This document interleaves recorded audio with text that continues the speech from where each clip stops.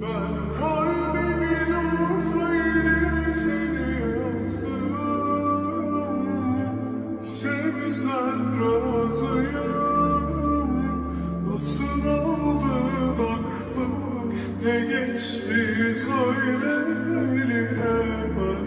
Arasan neredeysen orası beyazdır. Başıma belasın, ne günlere kaldı diye. Hain döner kabusa, gözlerimden durmaz damlama. Sövdüm göçüp giden aşklara, nereden bilecekler aşığım. Ben kalbimin Neredesin canım?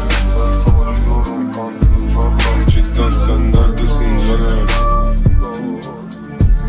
Ya da boş ver böyle iyi canım. Ya da boş ver böyle iyi canım. Ama cidden ciğerim yanı. Ama cidden ciğerim yanı. Sahiden neredesin canım? Sahiden neredesin canım? Cidden sen neredesin canım? Cidden sen neredesin canım? Ya da boş ver böyle iyi canım. Ya da boş ver böyle iyi canım.